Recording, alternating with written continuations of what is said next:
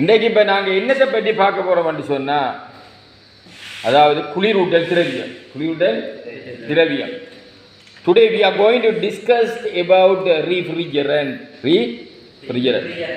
Refrigerant குளிரூட்டல் திரவியம். அது நாங்கள் அந்த நம்பர் முன்னுக்கு ஆர் ரீஃப்ரிஜரேண்டுக்கு முன்னுக்கு இருக்கிற அப்படியே ஆறுன்னு சொல்கிறோம்.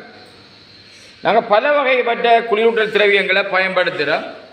அப்போ ஆர் என்ன குளிரூட்டல் திரவியம், அது ரீஃப்ரிஜரண்ட். இந்த குளிரூட்டல் திரவியம் எங்கே பயன்படுத்தப்படுதுன்னு சொன்னால், அதாவது குளிரை தரக்கூடிய எல்லா இடத்துலையும் பயன்படுத்துறது. பொதுவாக பார்த்தோம்னு சொன்னால் fridge, AC, bottle cooler, freezer, window AC, split AC, package AC, எல்லா ஏசிலையும் பயன்படுத்துகிறோம். பாட்டில் கூலரில் பயன்படுத்துகிறோம், ரீஃப்ரிஜரேட்டரில் பயன்படுத்துகிறோம், ஃப்ரீசரில் பயன்படுத்துகிறோம், ஆட்டோமொபைல் ஏர் கண்டிஷனில் பயன்படுத்துகிறோம். எல்லா இடத்துலையும் நாங்கள் பயன்படுத்துகிறோம். இதை சொல்கிறது ரீஃப்ரிஜரண்ட். இந்த ரீஃப்ரிஜரண்ட் என்ன, இது வெப்பத்தை உறிஞ்சுது, நேரடியாக உறிஞ்சுறதை சொல்கிற பிரைமரி ரீஃப்ரிஜரண்ட், அடிப்படை குளிரூட்டல் திரவியம். மற்றதை சொல்கிற செகண்டரி ரீஃப்ரிஜரண்ட், இரண்டாம் வகை குளிரூட்டல் திரவியம். Primary, secondary. The refrigerant means we are using lot of the refrigerants in the refrigerator, window AC, split AC, package AC, central AC, automobile air conditioning. Anyway, we are using the refrigerant. Refrigerant means it is absorbing the heat. Heat is some sort of energy. Therefore, it is absorbing the heat. இப்படி பார்க்கக்கூட இந்த ரீஃப்ரிஜரண்ட் எல்லாம் எடுத்து நாங்கள் பார்க்கக்கூட. அதாவது natural ரீஃப்ரிஜரண்ட், அதாவது natural and artificial, அதாவது இயற்கையானது செயற்கையானதுன்னு இதை பிரிக்கலாம், ஒரு வகையாக பிரிக்கலாம், பிரைமரி செகண்டரி. அந்த பிரைமரி அதாவது இயற்கையானது சொல்லக்கூட முதல் நாங்கள் பயன்படுத்தின ரெண்டு ரீஃப்ரிஜரண்ட், ஒன்று CO2 கார்பன் ஆக்சைடு வாயு, அடுத்தது அமோனியா NH3 அமோனியா. அமோனியாவினுடைய குறியீடு R717. R717 அதிகம் எக்ஸாமுக்கு வந்து அதுக்கு பயன்படுத்துகிற பைப் எல்லாம் இரும்பு பைப், அலுமினியனோ கொப்பரோ இல்லை, அது அரிக்கும். ஆக இரும்பு பைப்புகள் பயன்படுத்தப்பட்டது. நான் ஏற்கனவே டிஸ்கஸ் பண்ணேன். இப்போ இந்த பிரைமரி ரீஃப்ரிஜரண்ட், செகண்டரி ரீஃப்ரிஜரண்ட் பார்க்கணும். பிரைமரி ரீஃப்ரிஜரண்ட் நேரடியான ரீஃப்ரிஜரண்ட். செகண்டரி என்று சொல்லக்குள்ள நீர் ஒரு செகண்டரி ரீஃப்ரிஜரண்ட், சோடியம் குளோரைட் ஒரு செகண்டரி ரீஃப்ரிஜரண்ட், கால்சியம் குளோரைட் ஒரு secondary refrigerant, ethylene glycol secondary refrigerant, propylene glycol secondary refrigerant. When we consider the refrigerant, we can divide it into natural and artificial. Again, it is a primary and the secondary. When we consider about the secondary refrigerant, first one is the water, second one is the sodium chloride, calcium chloride, ethylene glycol, propylene glycol. We எல்லாம் secondary refrigerant என்று பயன்படுத்திக்கிறோம். இவ்வாறு நாங்கள் ரீஃப்ரிஜரண்ட்டை பார்க்கக்குள்ள ஒரு முக்கியமான ஒரு விஷயம் இங்கே வருது என்னன்னு சொன்னால், ஒன்றில் ஓ என்று சொன்னோம்னா ஆக்சிஜன் மூல ஆக்சிஜன் அணு, O2 என்றா ஆக்சிஜன் மூல கூறு, O3 என்றா ஓசோன், O3 என்றா ஓசோன். இந்த ஓசோனுடைய தாக்கம் எஃபெக்ட், ஓசோன் எஃபெக்ட், இந்த நம்மளை பாதுகாக்கிற ஓசோன் படலம். இந்த ஓசோன் படத்தில் ஏதாவது துவாரங்கள் விழுமாக இருந்தால் வளிமண்டலத்தில் அதுக்குள்ளால அந்த துவாரத்துக்குள்ளால அல்ஃபா, பீட்டா, கேமா உட்பட பல கதிர்கள் அதாவது மனிதர்களை தாக்கும். மனிதர்களை தாக்குறதால நீங்கள் படிச்சிருப்பீங்க, அதாவது தோல் புற்றுநோய், அவயவமான அதாவது அவயவ குறைபாடான பிள்ளைகள் பிறக்கும். அதே மாதிரி பார்வை குறைபாடு ஏற்படும், தோல் வருத்தம், ஸ்கின் டிசீஸ். அது மாத்திரமல்ல,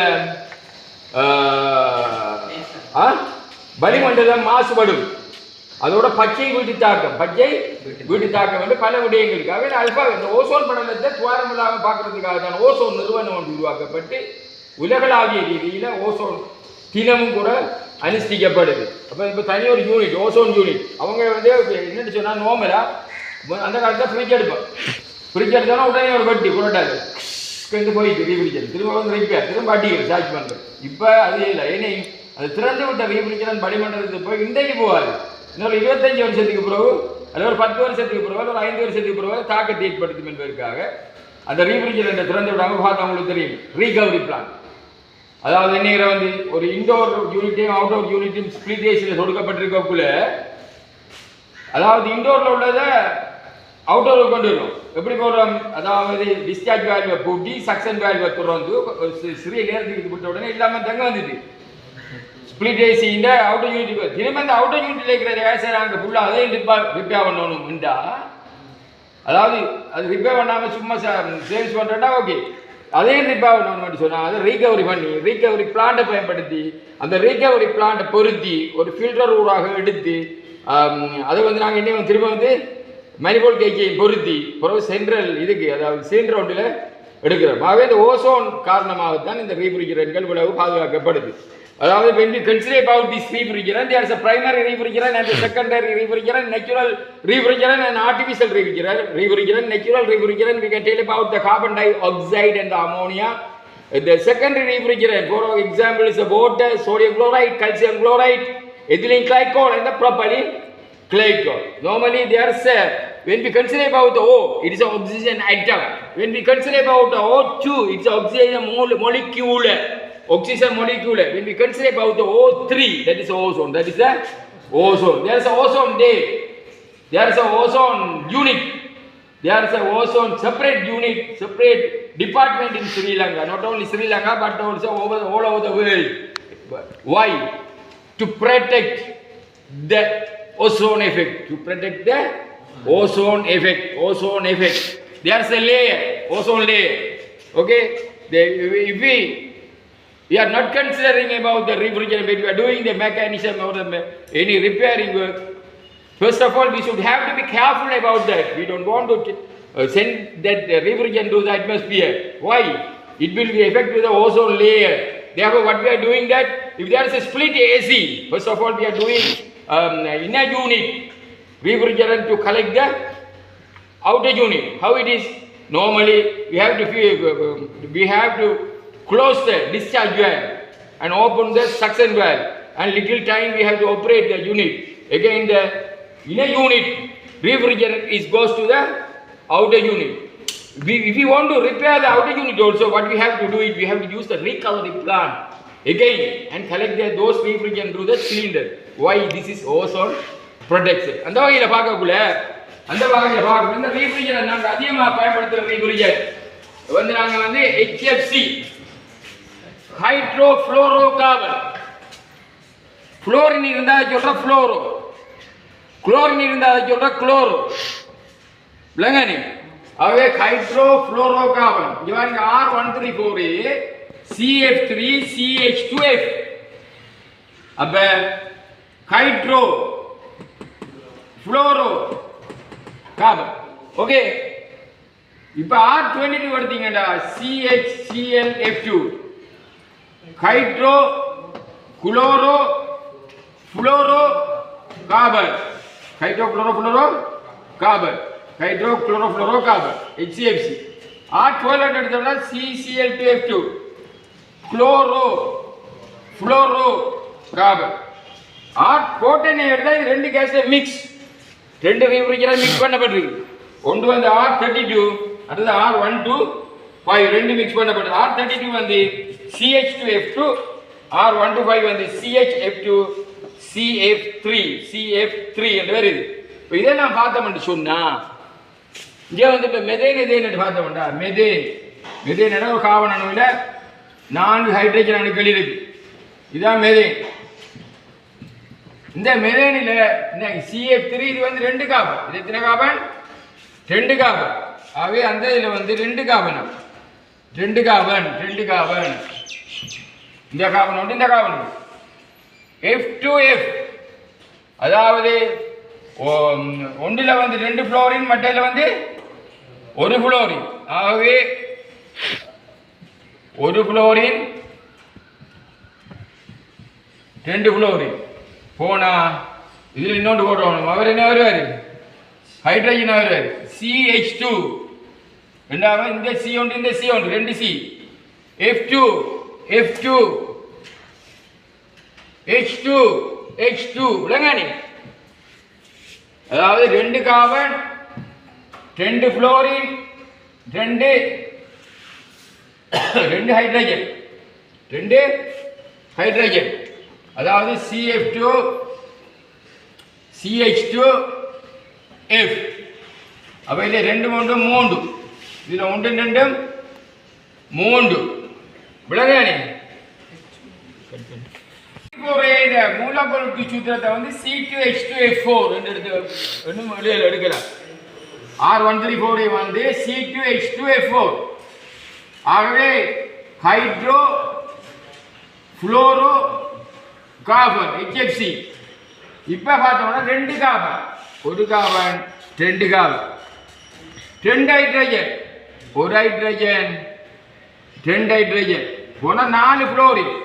நாலு ஃப்ளோரின் என்னடியா, இவருக்கு ஒரு ஃப்ளோரின், இவருக்கு ஒரு ஃப்ளோரின், இவருக்கு ஒரு ஃப்ளோரின், இவருக்கு ஒரு ஃப்ளோரின்.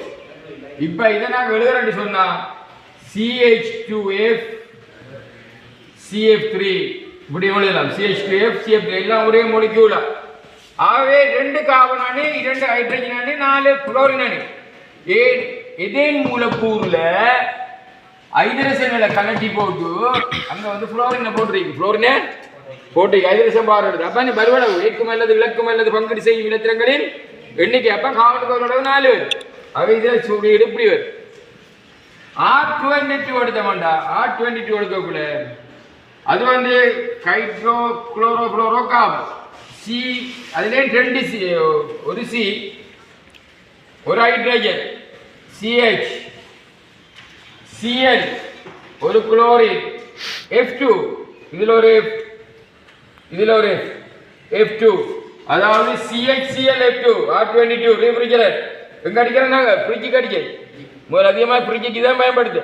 இது R134 எங்கே பயன்படுத்தின முதல், அதாவது முதல் வந்து R12, அதாவது ஃப்ரிட்ஜில் R12க்கு இப்போ பயன்படுத்துறதும் R134. அதே நேரத்தில் ஓட்டோ ஏசி, ஆட்டோமொபைல் ஏசிக்கு இப்போ பயன்படுத்துறது வந்து R134. ஆனால் ஆட்டோமொபைல் ஏசிக்கு ஒரு ஸ்பெஷல் ரெஃப்ரிஜரண்ட் ஒன்று வந்திருக்குது. சரியானே, ரெண்டு வந்திருக்கு அன்னைக்கு. அப்போ இது வந்து இப்படியே எழுதலாம். இப்போ R12 எடுத்து பாருங்க. R12 வந்து CCl2F2 வருது. R12 இப்போ இதை எடுத்து பார்த்தோம்டா, R12 எடுத்தோம்டா அதே ஒரு கார்பன் தான். CCl2 ஒரு குளோரின் ரெண்டு chlorine, CCl2 F2 F F என்னத்துல இது மெதேன்ல கொடுக்கப்பட்டிருக்கு. மெதேன் மூலக்கூறுல உள்ள 4 ஹைட்ரஜனுக்கு பதிலாக 2 குளோரினும் 2 புளோரினும் கொடுக்கப்பட்டிருக்கு வலுவடையின் அடிப்படையில். அப்ப CCl2F2. அப்ப இதை வந்து CFC என்ன, குளோரோ ஃப்ளோரோ கார்பன், என்ன குளோரோ ஃப்ளோரோ கார்பன் விளங்கானி, குளோரோ ஃப்ளோரோ கார்பன் வந்து. இப்ப 14 எடுத்து CH2F2 CHF2 CF3 இருக்குது. CHF2 CF3 இருக்குது. இதெல்லாம் பேர் எழுதுறா. இப்போ பொதுவாக எழுதுறா, இதை எழுதி பார்ப்பீங்க. R1 to 4 எழுதுவோம். R1 to 5 எழுதி பார்த்தோம்னா R135 வந்து CHF2 CF3. அவை ரெண்டு கார்பன், ஒரு கார்பன் ரெண்டு கார்பன். இதில் ஃப்ளோரின் எடுத்தோம்னு சொன்னால் ஒரு ஃப்ளோரின், ஒரு ஃப்ளோரின்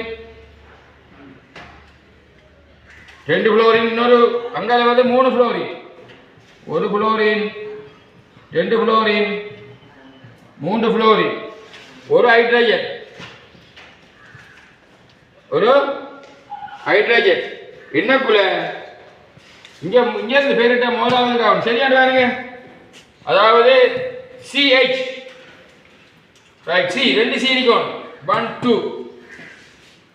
அதே மாதிரி ரெண்டு ஃப்ளோரின் இருக்கணும் 1 2 3 4 5. ரெண்டுல இங்க 2 3 5 fluorine, 3 fluorine 2 fluorine 5 fluorine, 1 2 3 4 5 fluorine. அவை மற்றது ஹைட்ரஜன், இந்த ஹைட்ரஜன். அப்ப இதை எடுத்து சொன்னா hydro chloro fluoro carbon, hydro chloro fluoro carbon, என்னது HFC. இது வந்து 50 வீதம் R32ம் R125 மிக்ஸ் பண்ணிருக்கு. எங்க அடிக்கிற ஏசிக்கு பயன்படுத்துறோம், இந்த ரெஃப்ரிஜரண்ட் பயன்படுத்துறோம். ஆகவே இப்படி பயன்படுத்தக்குள்ள இதெல்லாம் degree when we consider about R134, R22, R12, R14A. The R12 we used for the refrigerator voltage those days. Now instead of the 12 we are using the R134A. Auto AC also we are using the R134A. When we consider about the R22, this is we are using for the air conditioner, yeah? Conditioner. R14A AC. R14A AC. These are the refrigerant. Primary refrigerant, secondary refrigerant. Natural refrigerant, artificial refrigerant. அதாவது குளிரூட்டல் திரவியம் என்று பார்த்தா அது வந்து CFC ஆக chlorofluoro கார்பனாக, HCFC ஆக ஹைட்ரோஃப்ளோரோ கார்பனாக விளங்கானி அது காணப்படுகின்றது. இப்போ வந்து வர பல refrigerant வந்து HC என்ன ஹைட்ரோகார்பன் அட்கே இல்ல ஹைட்ரோகார்பன் அது தீப்பெட்டி எரியக்கூடிய தீப்பெட்டி ஃப்ளேமபிள் கேஸஸ் விளங்கானி ஹைட்ரோகார்பன் பயன்படுத்தா ஹைட்ரோகார்பன் கொடுத்த கூட அங்கே குளோரினோ அங்கே ஃப்ளோரினோ இல்லாத காரணத்தால் அங்கே ஓசோன் பகுப்பு ஏற்படுத்தப்பட்டு ஓசோன் இந்த 3 மூலப்பொருள் ஓசோன் பகுப்பு பயன்படுத்தப்பட்டு அது அல்டிஹைட்டாகவோ அல்லது கீட்டோனாகவோ அல்லது வேறு விளைபொருட்களாகவோ மாறுவதற்குரிய சந்தர்ப்பம் அங்கே இல்லை காணப்படாது. ஆகவே அதை வந்து யூஸ் பண்ணுறாங்க. ஆகவே இந்த எக்ஸாம் வந்து ரீஃப்ரிஜரண்ட் கட்டமைப்பு இதை வந்து என்ன சொல்கிற இது மொலிக்யூலர் ஃபார்முலா மூலக்கூட்டு சூத்திரம். இது என்ன சொல்கிற அதனுடைய கட்டமைப்பு அதில் என்னென்ன இருக்கணும். இதில் மட்டும் நீங்கள் பார்த்தோம்னா இப்போ இதை மட்டும் பாருங்க. இதில் எத்தனை 5 ஃப்ளோர் இண்டிக்கு ஒன்று இருந்துக்கண்டா அதை சொல்கிறோம் மோனோ, ஒன்று இருந்தால் 2 இருந்துக்கண்டா அதை சொல்கிறோம் டை. ஐயுபிஎஸ்சி பேரோட ஒன்று இருக்கு, IUP international union pure applied and chemistry என்ற தாபனம். மோனோ என்றா 1, டை என்றா 2, ட்ரை என்றா 3, டெட்ரா என்றா 4. அப்போ இதில் வந்து பார்க்கக்கூட இதுக்கு பயன்படுத்தக்கூட இது முதலாவது கார்பன் என்றும் இது 2வது கார்பன் என்றும் எடுக்கக்கூட இதில் முதலாவது கார்பனில் இங்கேருந்து போடணும். முதலாவது கார்பனில் 1, 2, 3 இருக்கு. அப்போ 1, 2 சரியானே.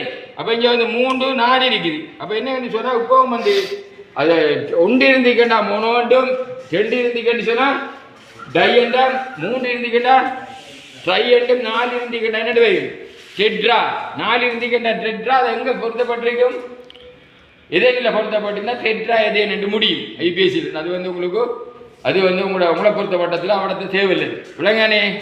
ஆகவே ஒவ்வொரு ரீஃப்ரிஜரண்ட்டுக்கும் ஒவ்வொரு கட்டமைப்பு இருக்குது, ஒவ்வொரு ஐபிஎஸ்சி பேரிடு இருக்குது.